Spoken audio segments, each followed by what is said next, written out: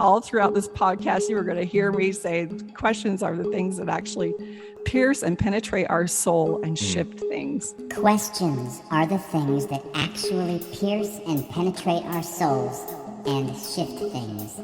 My victim story is, I am raising my 5 kids.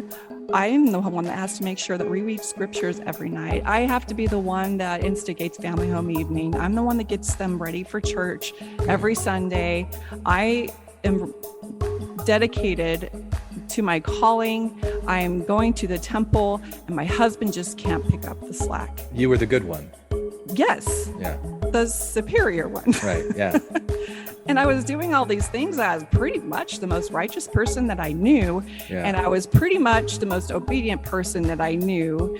I'm doing all the things and my life sucks. It can't possibly be my fault. Questions are the things that actually pierce and penetrate our souls and shift things. And so the more I read this book, the more it started to twist in my mind. And I realized that I was seeing the world in a whole different way, and that it suddenly made it a little bit my fault or all my fault. It wasn't really a fault, but it put all the power in my hands to be able to change my world. All the power in my hands. Because I realized it was my thoughts and my beliefs that were contributing to how I was reacting and responding to the feedback I was getting in my world, if you will. And so questions are the things that actually pierce and penetrate our souls and shift things.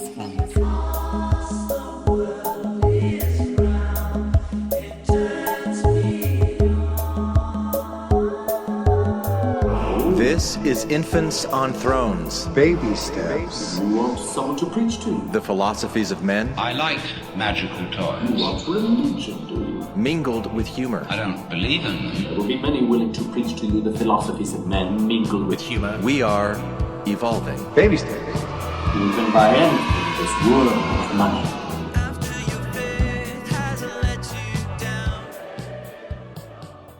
Look for the good in everything. Look for the people who will set your soul free. It always seems impossible until it's done. Look for the good in everyone. Welcome back to Infants on Thrones. I'm Glenn Ostland, and this is episode 793. Empowered Former LDS, the podcast. And it's my pleasure today to introduce a new podcast that I'm starting with Wendi Jensen. It's called Empowered Former LDS, the podcast. There's a Facebook group called Empowered Former LDS that if you're not already a member of, you can join and discuss these episodes that are coming up. The first 5 episodes have already been released, and you're going to get to hear the first one today, where I talk to Wendi Jensen, and you get to know a little bit about her and a little bit about what this new podcast is going to be, which is basically about empowerment. So if you have a story about empowerment, whether it has to do with the Mormon Church or not, and you'd like to share that with Wendi and I on the podcast, you can sign up to do that. I'll put a link under this episode where you can fill out a brief questionnaire and get yourself on a list to be interviewed for Empowered Former LDS, the podcast. So please sign up, even if you just want to have a quick chat. It'd be fun. It'd be fun. You want to have a chat? And now, hang on to your hats and glasses, because this here's the wildest ride in the wilderness.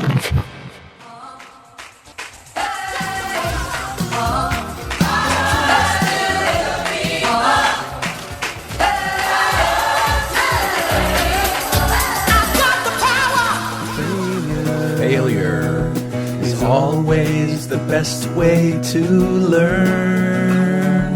Retracing your steps till you know.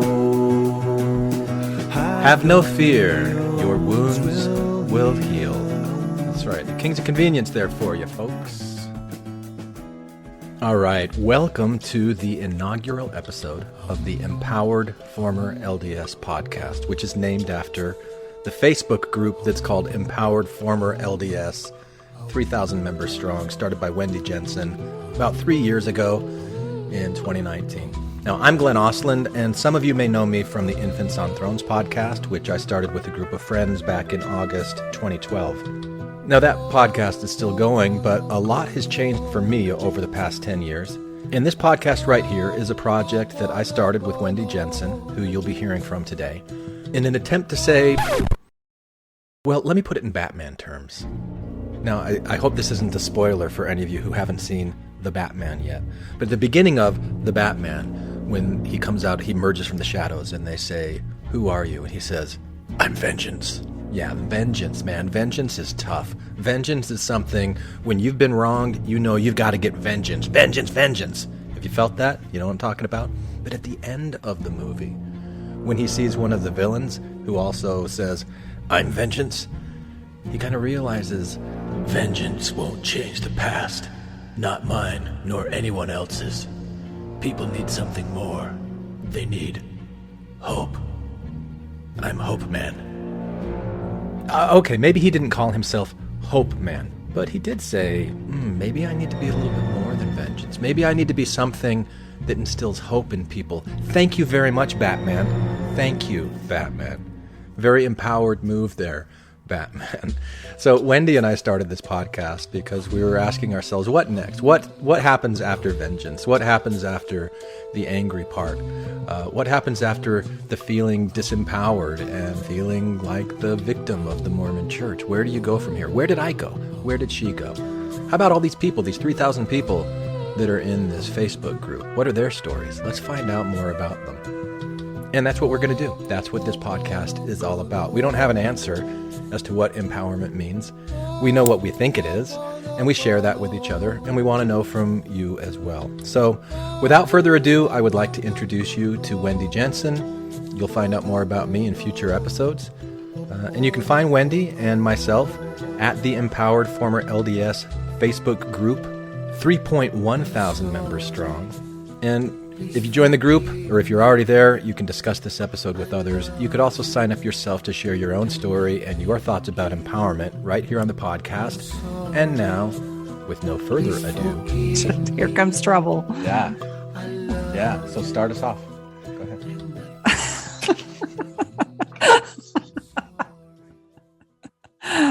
What is our show called? Empowered Former LDS? Is that what we're going with? You're the one that started the group. Okay. Welcome to Empowered Former LDS. Nice. I'm Wendi Jensen, and what? You're Wendi Jensen, and who are you? Oh, and who am I? I'm Glenn Ostlund. I don't know if that's the way that I want to start it off. It sounds a little flippant. We don't want to sound flippant. Don't want to sound flippant. Don't want to be not on the inaugural episode when there's so much pain in the world. You don't want to be laughing and being flippant. Making light of things. Yeah. Right.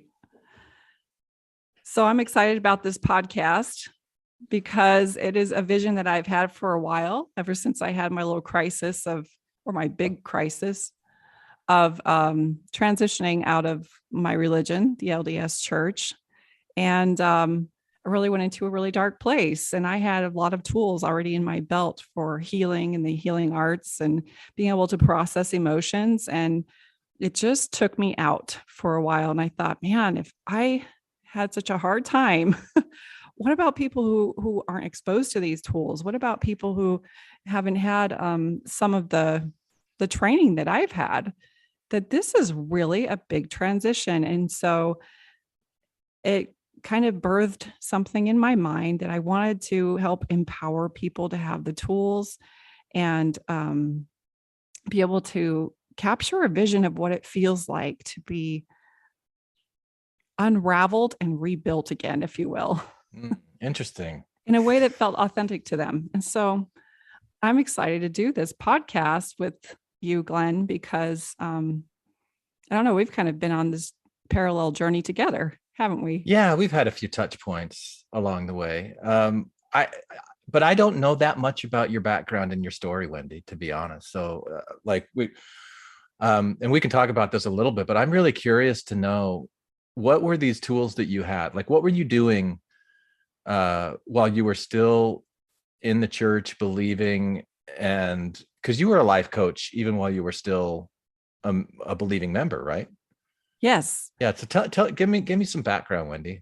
Introduce So yourself to me. Nice to meet you, Wendi Jensen. my name is Wendi Jensen. Okay, so I was struggling in my marriage. I got married at 18, which is really common for LDS women of my age, women of a certain age. And I had children really early, had 5 kids, and I was trying to keep my marriage together. And it was just felt like it was all falling apart. And I was doing everything I knew how to do, the list of things that I felt I was being instructed to do by my spiritual leaders. Yeah. And those that I have given my authority to. And everything was falling apart. And I read a book called Remembering Wholeness by Carol Tuttle. And I felt safe reading this book because I knew that she was a member of the same church, had the same beliefs. And so I thought I was safe listening to these self-help tips that she had. And she, in the first chapter, she explained that our thoughts are what start to generate our reality. And how we were pretty responsible for what was happening in our world. And in that moment, I was like, no, that cannot be, because I'm doing everything right and everything's falling apart. So how could I be responsible? And so the more I read this book, the more it started to twist in my mind. And I realized that I was seeing the world in a whole different way, and that it suddenly made it a little bit my fault or all my fault. It wasn't really a fault, but it put all the power in my hands to be able to change my world. Because I realized it was my thoughts and my beliefs that were contributing to how I was reacting and responding to the feedback I was getting in my world, if you will. And so I decided that I was going to be more responsible for what I was thinking and what my beliefs were. And that is actually the beginning of my spiritual journey inward and being the authority in my own life. And so I started in the path of the healing arts because she was a rapid eye technician. And she talked about how rapid eye technology had helped her to repair her inner world. And so I found the first rapid eye technician that I could near me. And she was the most wonderful facilitator. She sat there and listened to my story of victimhood, and then she kind of threw it back in my lap. And I was a little bit resentful. And she asked me this one powerful question. And all throughout this podcast, you were going to hear me say questions are the things that actually pierce and penetrate our soul and shift things. Yeah. And so she asked me this question after listening to my sob story. Wendi, do you ever see yourself as superior? Do you ever see yourself as superior? Yeah. Wow. Well, And okay. So I want to hear more of the details. Are you okay sharing some of these details? Sure. Because like you were married, you had 5 kids, and you said that you were struggling and things were falling apart. What was this victim story, if you can recreate it as much as possible, that you shared with this therapist when you saw that? Then her response to you is, do you ever feel superior? I'd love to know more about this. Yeah. My victim story is I am raising my 5 kids. I'm the one that has to make sure that we read scriptures every night. I have to be the one that instigates family home evening. I'm the one that gets them ready for church every Sunday. I am dedicated to my calling. I'm going to the temple, and my husband just can't pick up the slack. You were the good one. Yes. Yeah. The superior one. Right. Yeah. And I was doing all these things. I was pretty much the most righteous person that I knew. Yeah. And I was pretty much the most obedient person that I knew. And I couldn't figure out why my life was falling apart. And it was intolerable that other people around you didn't take it as seriously as you. Absolutely. Yeah. I'm like, I'm doing all the things and my life sucks. It can't possibly be my fault. Oh yeah. So then you read this book. They're like, it's your thoughts. It's your mindset that is creating this perception of reality for you. And you're like, no, it's not my thoughts that's making other people not measure up to where they should be. Exactly. And so then she, after listening to my story, now that I look back, it's so obvious. That's a question I would immediately ask too. But at the time I was so. That's a pretty bold question to ask. Was that your first session with her? Yes. Wow. Yes. I mean, she just penetrated right down to my core. Yeah. And because I was paying her a lot of money and because I really wanted things to shift, Yeah. like this was the last straw for me, I allowed that question to penetrate my really difficult psyche at that time, my ego. It Yeah. bypassed my ego. And I let it rest in there. And I thought to myself, I don't like what's coming up.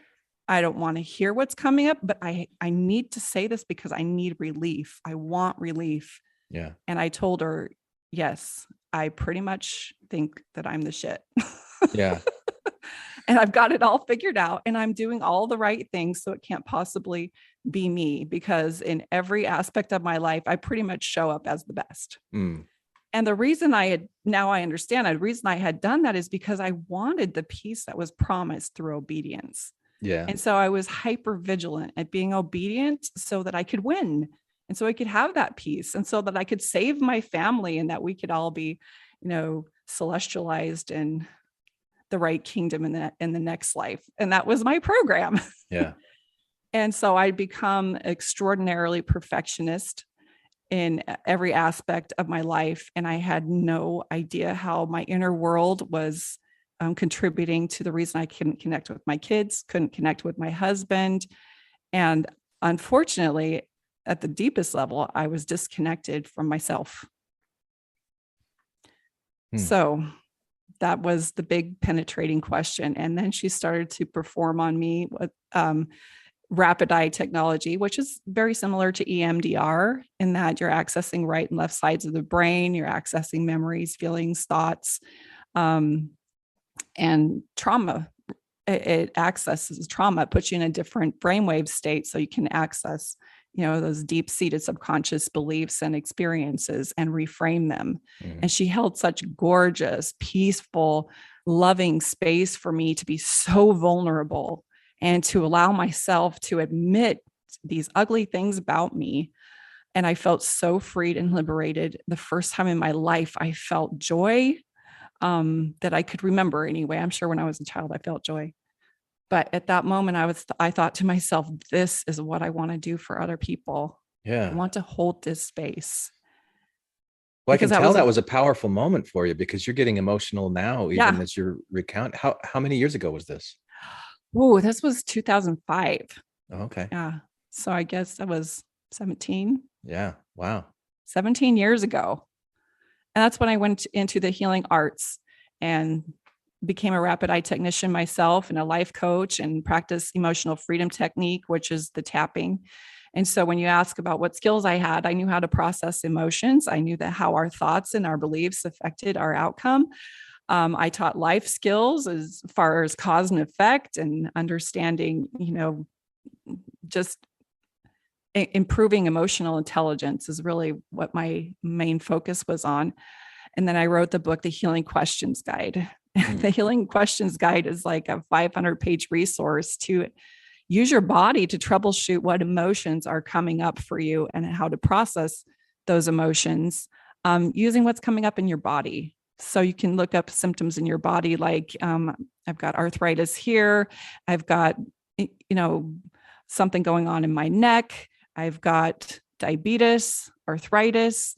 All these things that show up in our body usually show up because of a pattern of emotional stress that we're infusing our body with over time.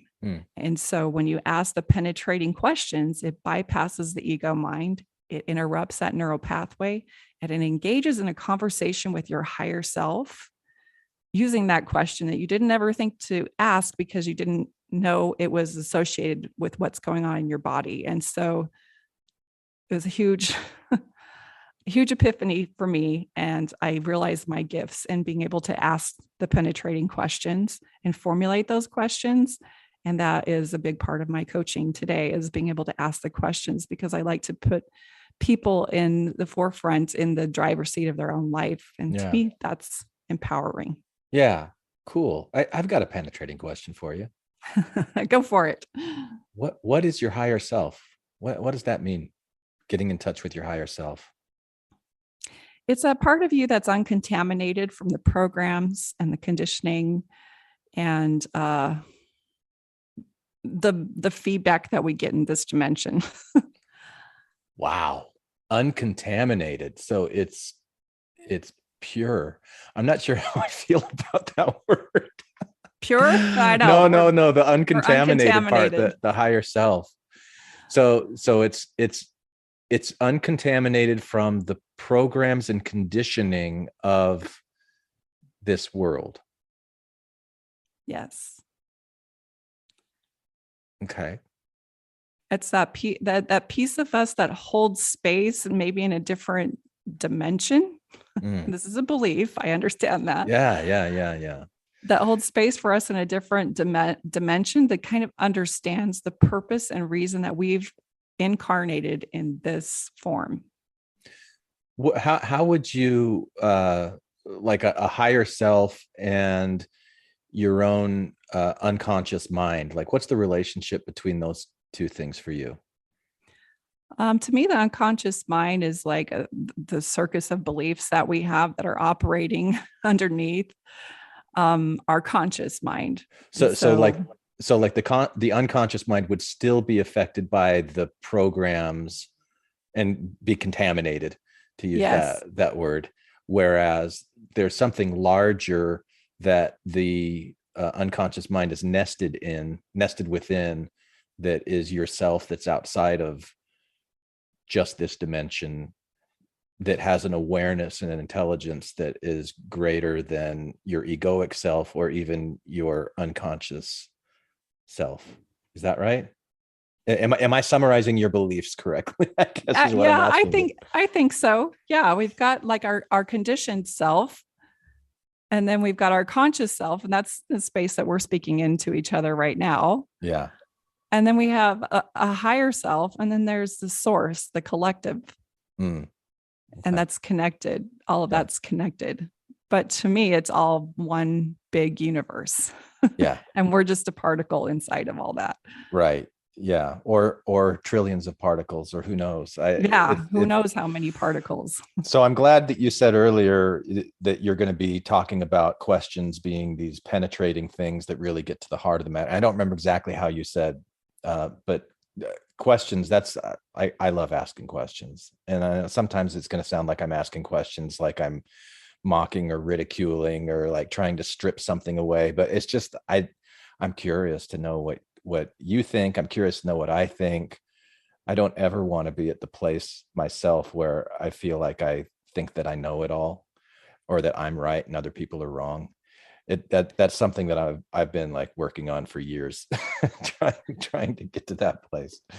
So I hope I don't stumble across or ask questions in any kind of awkward or challenging way. It's coming from a place of curiosity and acceptance, not from deconstructing like it used to be. Yeah, well, that's the superior position that I was taking before I had started any of my inner work and my shadow work was, I have answers to all the questions. And that's kind of what the religion offers us, is that certainty to the mysteries of life. Yeah. And it actually stunts our growth, I believe, because there's certain questions we're not allowed to ask, or if we do ask those questions, they have to fit within the scope and paradigm of the approved theology. And so it really limits our growth, in my opinion, my experience. Yeah. Thinking that you already know. So how did you go from thinking that you already knew everything, that place of being superior, to actually leaving that belief system and changing and growing? Well, I did a lot of processing with my facilitator, and then I started being a life coach myself, and I watched other people see how their beliefs affected their outcomes in their life. And that was fascinating to me, because with every client that I had, it was almost like pieces of me were being healed along with them. Were these LDS people that were your clients? Yes. And so it was all kind of like within an LDS envelope. But then it made you start questioning things about LDS beliefs? Well, it was the writing of the Healing Questions Guide that caused me to Oh, really? have everything collapse. Yes, because I realized that every symptom or malfunction or dis-ease in our body had some connection to contempt against the self. Mm. And when I asked myself the penetrating question of, what is the first idea that entered my mind that caused me to develop contempt against myself? And I realized that it was a story of Jesus. I know this is controversial, but being a young child and see someone bloody on a cross and being told that he did that for me, Right.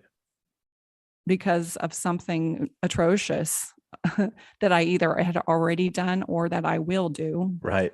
that was a payment and what was required for me to return back to my loving creator, that put an idea into my head that I must be something of pathetic, disgusting, rejectable human being, and that the rest of my life would probably be spent trying to prove that I was worthy to be loved by my God. Wow. So that created in you a contempt of self. And then that contempt of self you were feeling as dis-ease in different places in your body that you became aware of as you were writing that book. Right. Wow. Contempt of self. And this is what I learned that day when she asked me that question. Do you ever feel superior? And I had to admit it. She soothed my mind by explaining to me that this position that we take of superiority is actually a deeper sense of inferiority. Mm. That we feel how did that work for you in that inferior. case? Like especially if you take that Jesus example, does I that apply felt there? so inferior that I was trying to position and put into my mind that I was acceptable. And if I was just perfect enough, then I could please my Savior and I could please my God and I could return to heaven. I could be with my family again. Yeah. But every single day, because I'm a human, Yeah. I fell short. And so I would ignore, the gaps and couldn't see how I was really performing. I could only see when I was doing the very best. Yeah. And so it denied me access to my self-awareness. Because you felt that somehow you came into this world under the stain of original sin.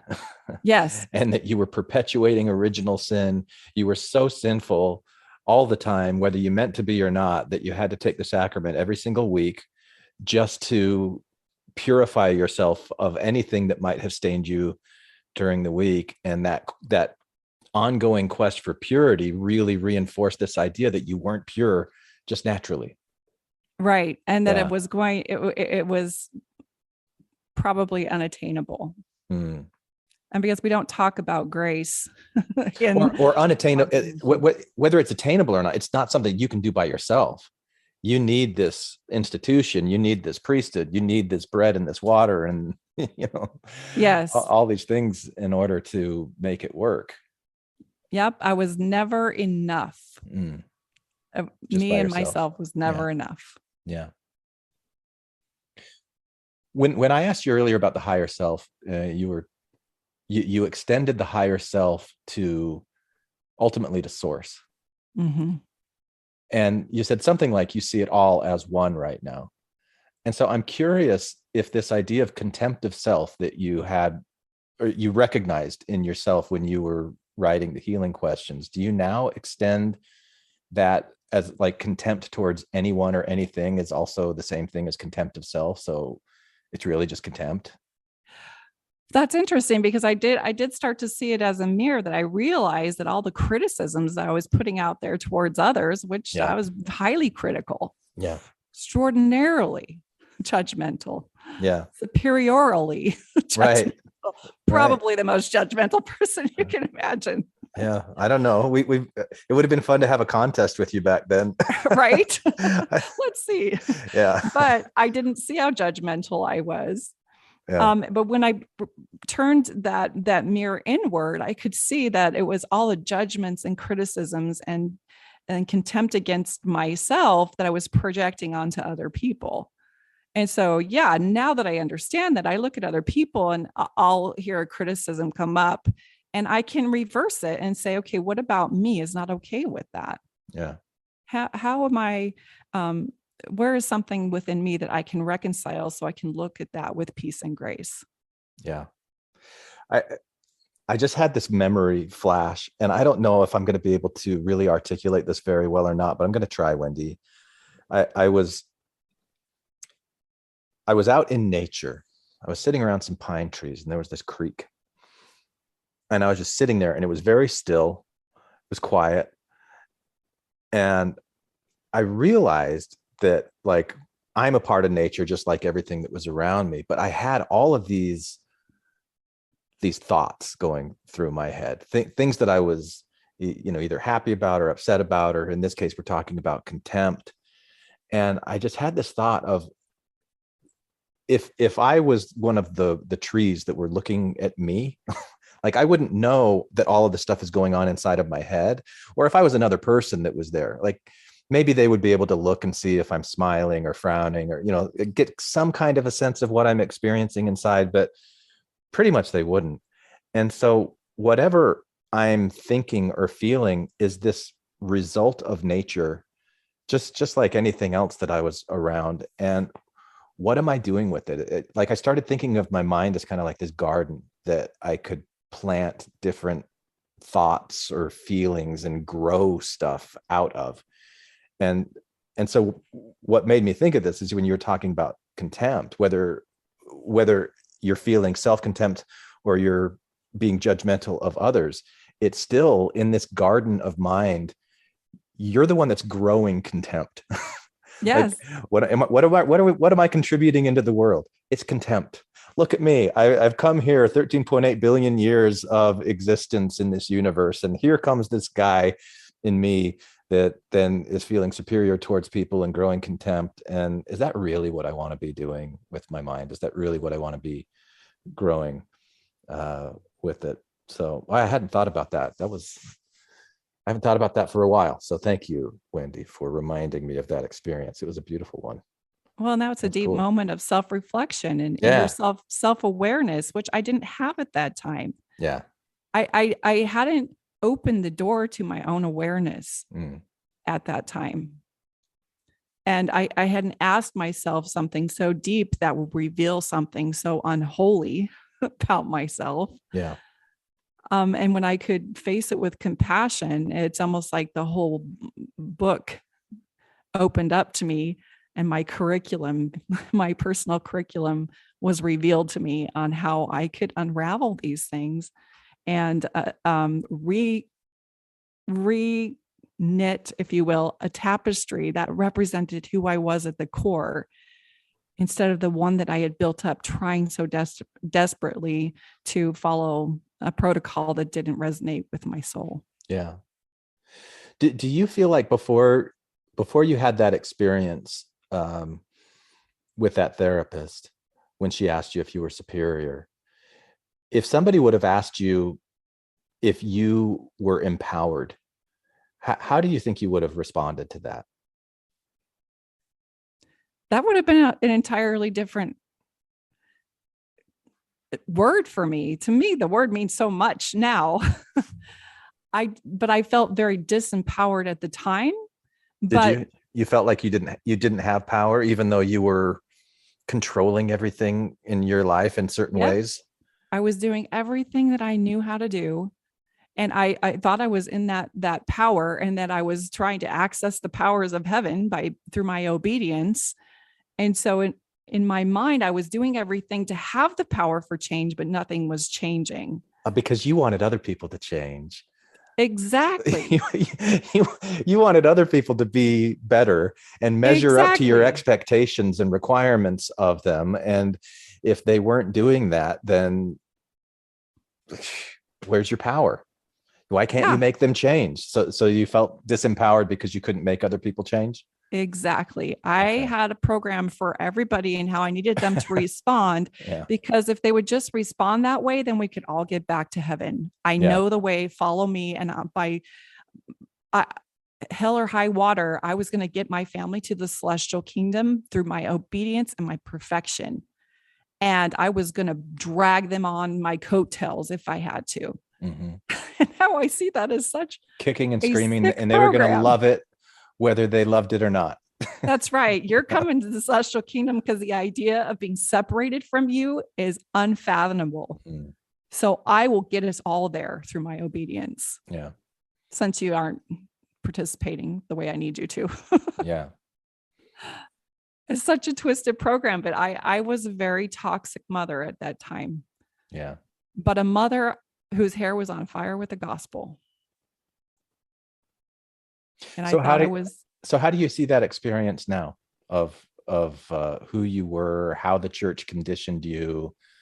Like when you meet people, I'm lobbing you a softball here, Wendi, because you've told me what your story is and you keep it like really short and simple.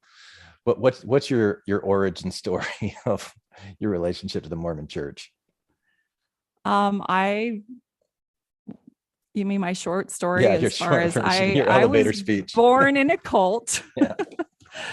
And I woke up and I started living my best life, a real life, a life that feels congruent with who I really am.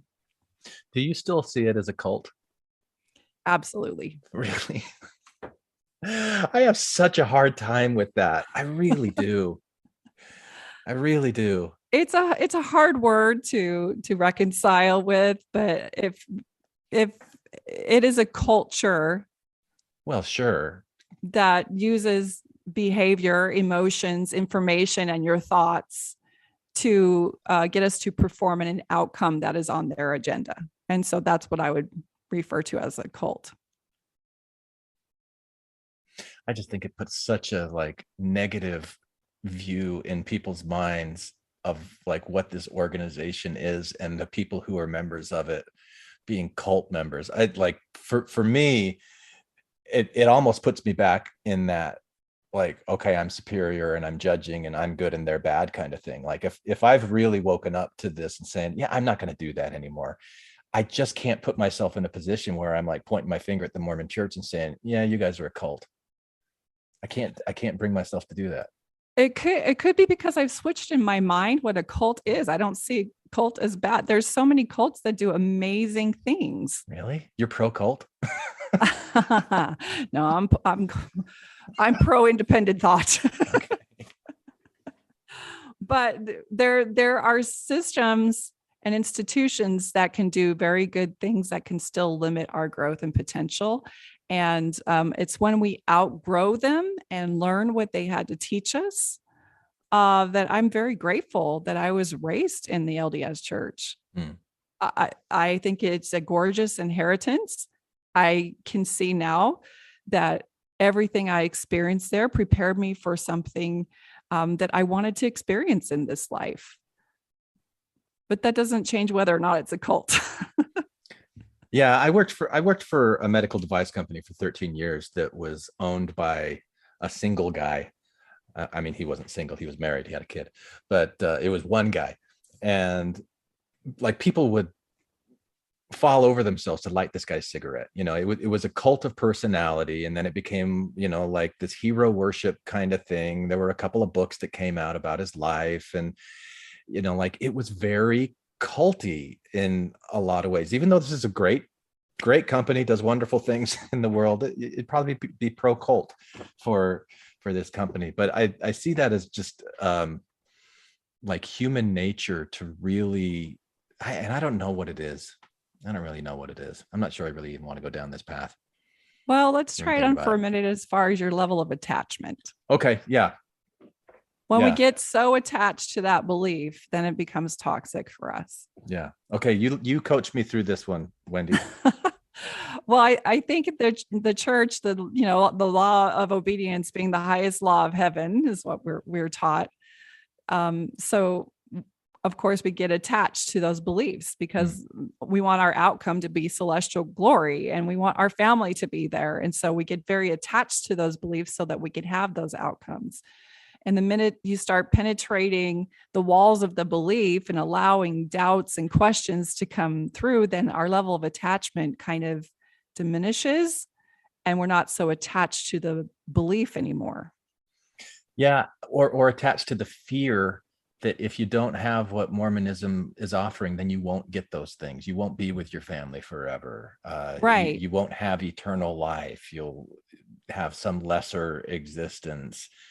And being like not being attached to that fear. Like I very much remember when I made conscious choices of doing things that I was told, if you do this, all hell's going to break loose.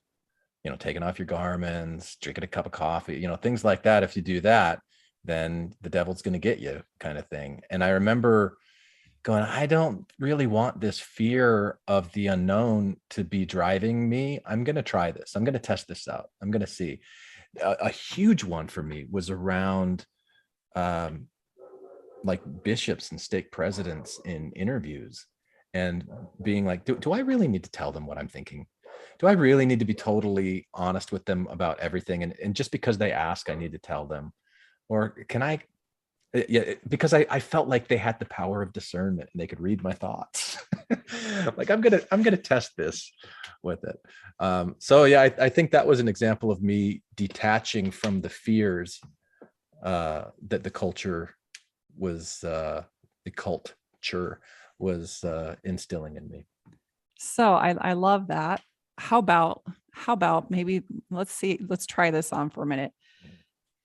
The elements of a theology that causes one to be highly attached to their beliefs, those elements that include fear, transference of personal authority, obedience, someone's out to get you if you don't obey, those are the elements that create a cult. Yeah.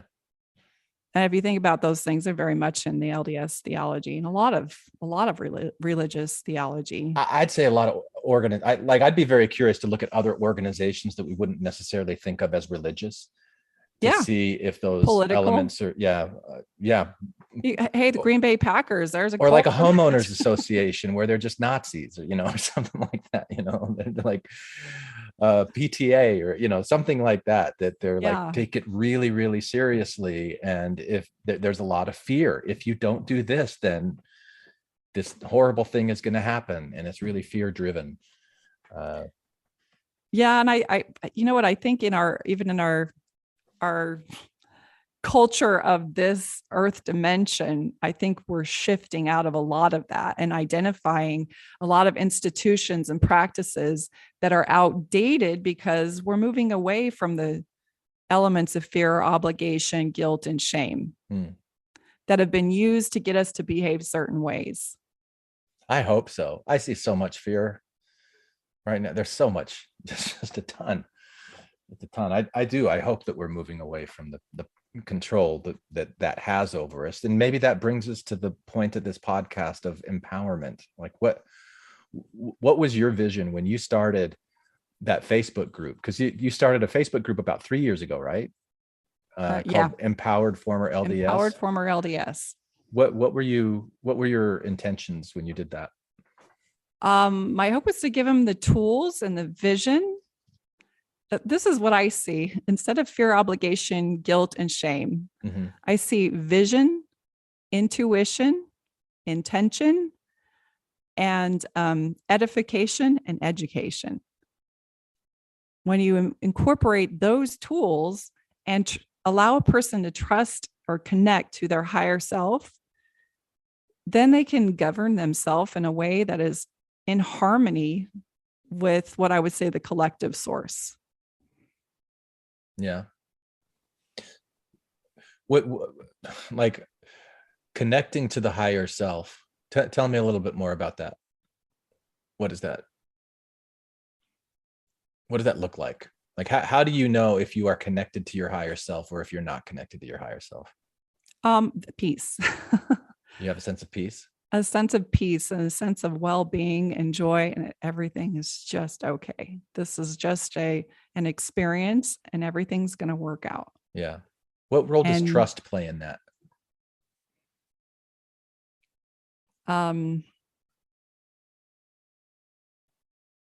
That's a good question. How does trust play in that?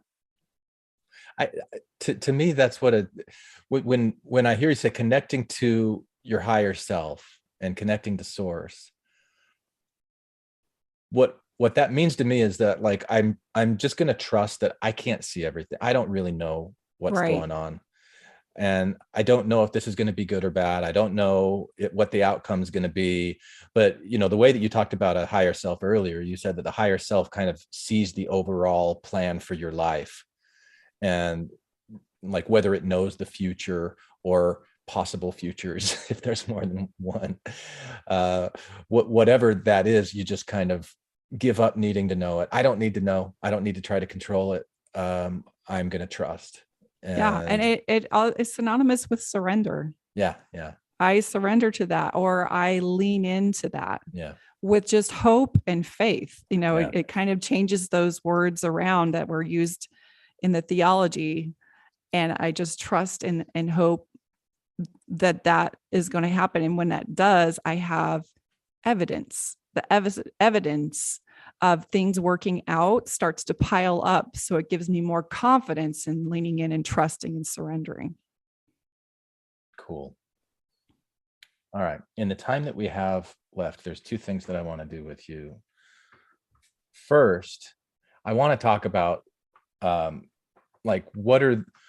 with this podcast, it's called Empowered Former LDS because we're naming it after this Facebook group that you've been running for 3 years. There's about 3,000 people in it.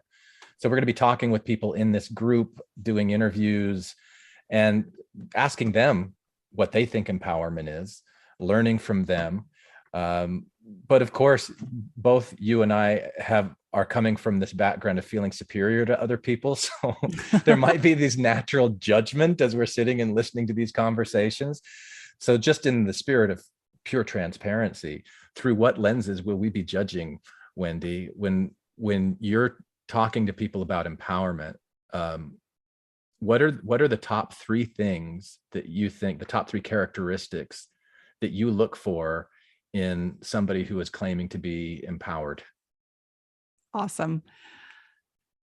In my own experience, it was like a threshold that I crossed where in that moment, I became more vitally interested in being the creator of my own life instead of making what's happened to me more important. So that's your number one, being the creator instead of thinking about what happened to you. So kind I'm of like more an active interested in versus creating passive. my life and then making someone responsible for what happened to me. Okay. Yeah. Because now I can focus my time, energy, my thoughts, my beliefs and everything in creating the life that I want rather than making somebody else accountable. So you want to be the creator, you want to be responsible instead of blaming it on someone else. Yep. That's your number one. That puts the power in my court, right? Yeah. I wrote down my three. So I want to hear yours and then I'm going to share with you mine and we can compare notes. This is awesome. Yeah.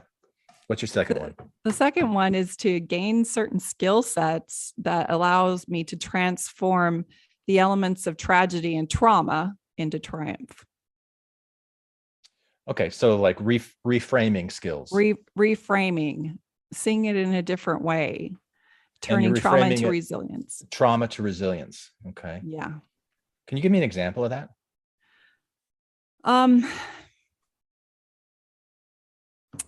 When I gave my authority, or it wasn't until I gave my authority away to church leaders and to the theology and witness what it feels like to experience that, I couldn't have valued what it feels like to return that authority to myself. Okay. When I lost a lot of the friends and the clients that I had because I left the church, it wasn't until then that I started establishing really authentic, connective relationships. So it wasn't until I was hurt that I could see the value in what the opposite had to provide. So it's So, living in this world duality. so the trauma that you experienced when you left the church of losing clients and friends, you now are able to reframe that instead of something that happened to you, something that you actively were doing that actually brought more enriching relationships into your life. Yes. Okay. Because I could see the contrast. I could see the difference. Okay. All right. Nice. What's your third one? To me, empowerment is being able to maintain a sense of myself as the observer, not just the participant. And to realize that I am the common denominator of what I'm experiencing in all of that. And so when I just am, having something happen in my life that I don't like, I can step back for a minute and look at it and say, what are the elements at play here? And that helps me to be in the driver's seat of my own life. Okay. That's interesting because I think your number 3 is close to what my number 1 is.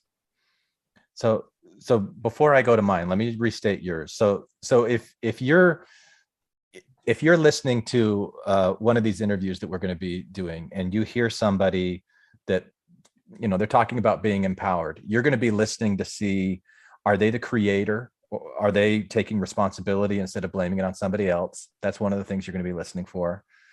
2, you're going to be thinking, do they seem to have the skills of being able to reframe a traumatic situation to something that is like empowering, beneficial to them, that they learn from, maybe even grateful for.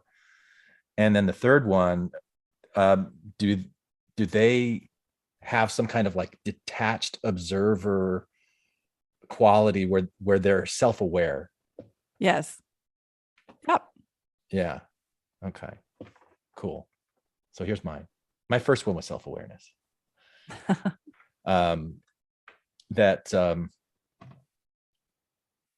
So like being able to recognize that whatever it is that I'm thinking and feeling, there's a reason for. There's a legitimate reason. There's a valid reason for. I'm a huge Alan Watts fan. Yes. Alan Watts has this great lecture where he talks about there's no wrong feelings. And it's just absolutely beautiful. It's just like any feeling that you feel is a natural result, just like a weather pattern is a natural result to the environment and influences and pressure systems and things like that around us. That's like our inner environment is the same type of thing. So if I'm thinking or feeling something, it is a reaction to things that are going on around me, inside of me. And what I started doing in being self-aware is to ask myself, or first become aware, here's what I think and here's what I'm feeling. What else could I be thinking, or what else could I be feeling? And recognizing, oh, if I was looking at it from this perspective or that perspective or something, it might be different. And so realizing I only have one version of a number of possible versions that it could be right now. And I'm not going to judge myself. I'm not going to do anything that I'm just accepting that this is one way of seeing things. And I don't really know why I chose this one instead of any others that it could be, but I'm accepting that this is what it is. So that kind of self-awareness and acceptance of what is the first thing that I'm listening for when I'm talking to somebody about empowerment. I think my second one is taking personal responsibility. And I think you talked about this one as well, instead of blaming on other people. And you mentioned the word mirror earlier, that other people can be a mirror. Like if I'm annoyed at somebody else because I think they should be doing something that they're not doing, what I'm really doing is learning about my values, what I think should be. And whether that's true or not is completely irrelevant. If I think that they should be this way and they're not, and I'm annoyed at them, they're being a mirror for me to learn more about myself. And so taking personal responsibility, if I'm upset with somebody, it really isn't because of something that they did, most likely. I mean, sometimes it could be if somebody ran into my car and I'm upset, it's because they hit my car.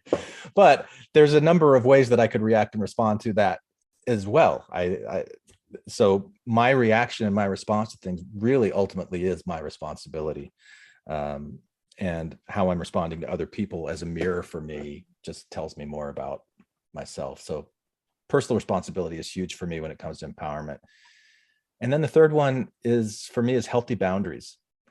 And that boundaries is kind of a big thing for me because I hear people use the word boundaries a lot, and that old judgy superior part of me goes, they're using it wrong. That's not really what You need to boundaries do it the are. right way that I You got to see do it the right things. way, which is the way that I see it, of course, right? But so having kind of poked fun at myself, let me tell you what the right way actually is then. It's holding space for others, not getting involved in their business. I'm not doing any of this external control psychology thing that we kind of talked about with you, where you're trying to change everybody and you're upset. Why won't they change? Right. Like I think about in one of the Harry Potter movies, Dumbledore and Voldemort have this epic battle when, you know, Voldemort appears in the Ministry of Magic, and he's like throwing fire at Dumbledore, and I think there's like broken glass at one point, and Dumbledore puts up this force field, and as the broken glass is coming towards him, it hits the force field and it turns into sand, and it just like drops at his feet. That's how I think of boundaries.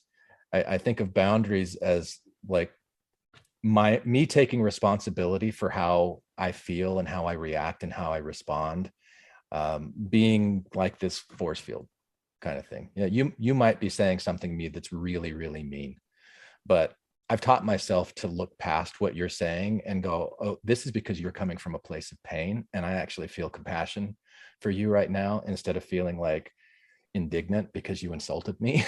Like, no, you haven't insulted me. You're telling me that you see things in a certain way, and you're revealing yourself to me a little bit. And to me, that's a healthy boundary where I'm able to like hold space for this person for where they're at, or at least where I think that they are, and not take on any kind of negativity from them. So I think of boundaries as being a force field that transmutes energy, rather than being some kind of big electric fence with razor sharp barbed wire that says you can't come here, you have to act this way if you're going to be in my life, because if you don't, you're out. Sometimes that's the right thing to do if somebody's really toxic, right? But the way that I am with boundaries, looking for healthy boundaries, especially when I'm asking about empowerment, like I'm not going to let somebody else take away my power for this garden of mind that I have, and saying how I'm going to react and how I'm going to respond to things.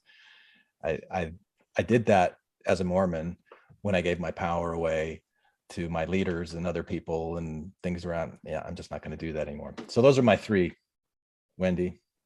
I like that. Self-awareness, personal responsibility, healthy boundaries. And healthy boundaries. I like the word boundaries might have make me as nervous as the word cult does for you. Oh, really? Cool. Because what you described to me, I would call alchemy, magic. Yeah. And it really does feel like magic when you have developed that power and empowered yourself. Yeah. It is like magic, because the things that are you're able to quickly alchemize what's happening to you, reframe it, and see it in a different way. That's superpowers. I love it. And I think the empowered part is important, because it's who is giving you the power. Who is it that you're looking to give you the power to be empowered? If it's somebody else, look out. Because then you're at their mercy. If you don't do what they want, when they want it, how they want it, they're not going to give you the power. And our goal is to put the power in our own hands. Right. Yeah. As I think, I'm in a master's program right now for clinical mental health counseling, and looking through the ACA code of ethics. One of the main things that therapists are supposed to do is empower people to create a sense of autonomy and self-worth and self-confidence in the client. So like you talked about, detaching this sense of attachment towards other people, towards authority figures, and really taking personal responsibility is what therapists do. So it's an important part of empowering. Yeah, I agree. I love all those. Yeah.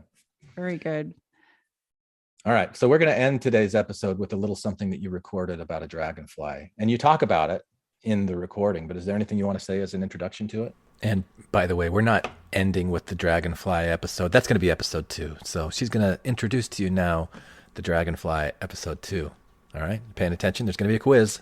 When I heard the story about the dragonfly, it helped to give me permission to understand my own growth. And that's when you are in nature, like you were talking about earlier. Nature teaches us.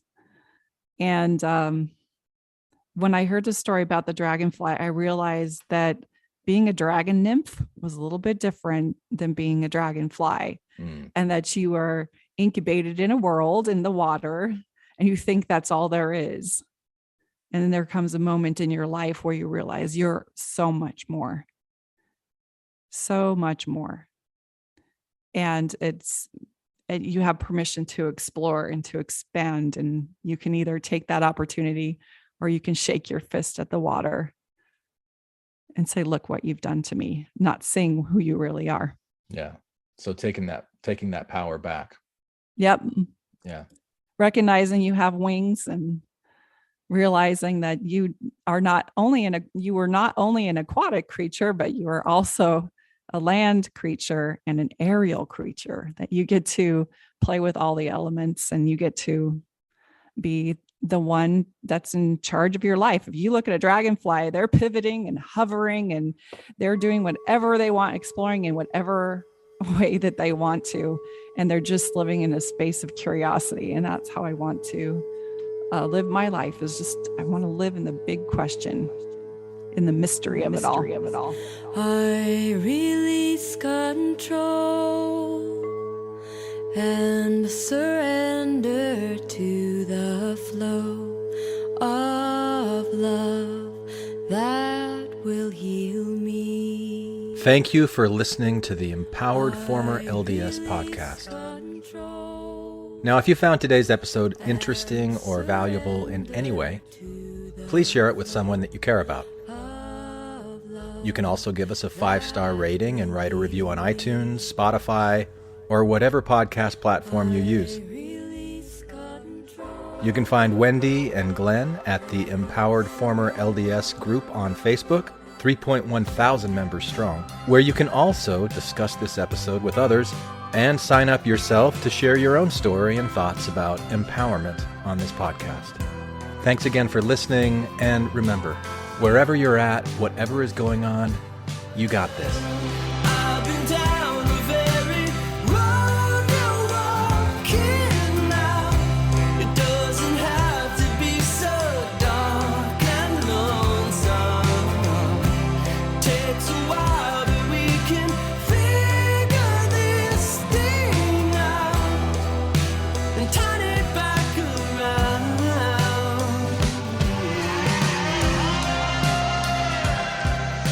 Thank you for listening to Infants on Thrones. Are you a Mighty Battle Cat too? Don't forget to go to the website to sign up to be interviewed for Empowered Former LDS, the podcast.